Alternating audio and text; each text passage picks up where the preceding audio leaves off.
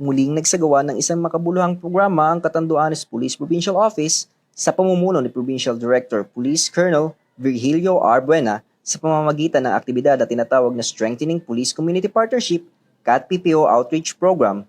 Ginanap ang aktibidad sa Catanduanes World War II Memorial Fountain or Freedom Park sa Barangay Santa Cruz, Virac, Catanduanes, kung saan naging tampok ang Supplemental Feeding Program katuwang ang Virac MPS, mga konsultasyon mula sa Women and Children Protection Desk, at libreng blood pressure monitoring at health awareness mula sa Provincial Medical and Dental Team.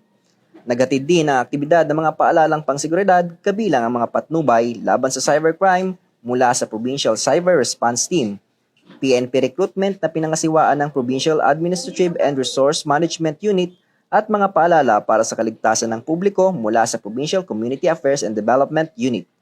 Namahagi rin ng mga binhi at pananim mula sa Provincial Agricultural Services Office at Virac Municipal Agriculture Office upang hikayatin ang urban gardening.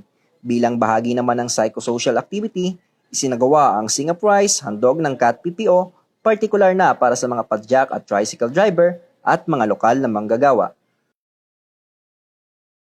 Mula dito sa Catanduanes Police Provincial Office, ako po si Police Corporal Janel Sales, nag-uulat para sa Police News Network. Bagong PNP para sa bagong Pilipinas, serbisyong mabilis, tapat at nararamdaman.